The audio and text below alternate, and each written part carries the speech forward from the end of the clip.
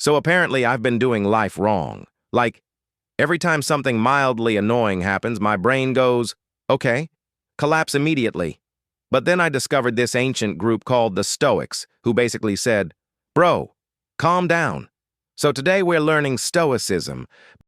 But don't worry, I'm not here to lecture you like a 900-year-old monk. I'm giving you Stoicism for people who panic when someone says, we need to talk.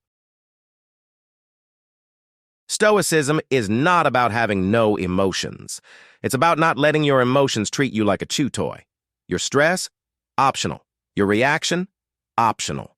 Your boss yelling? Okay, that one's not optional. But how you respond is. Stoicism is basically ancient people saying, hey bro, stop crying, you can't control everything. That's it. That's the whole philosophy. A 2,000-year-old motivational quote. Stoics had this one life cheat code. You can only control two things, your actions and your attitude. Everything else, traffic, weather, that one person who texts in paragraphs, not your problem. The Stoics would literally wake up like, if something bad happens today, I already expected it. Like prepping for life the way you prep for a disappointing movie. Listen carefully. So here's the modern version of Stoicism nobody has ever told. Someone ghosts you. Ah yes, a new opportunity for peace. Someone cuts you in line. May your coffee burn your tongue, but I remain calm. Life falling apart? Cool. Character development arc.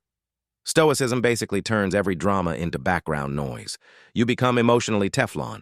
Nothing sticks. Enlightenment isn't floating in a cave. It's realizing. Most of the pain you feel comes from your own brain making stuff up. The Stoics said, it's not the thing that hurts you, it's your opinion about the thing.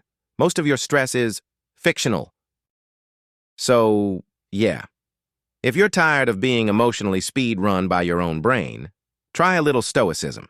It's free, it's simple, and it makes you look mysteriously wise to people who still rage quit life every day. Follow me for more oversimplified philosophy for chaotic people like us.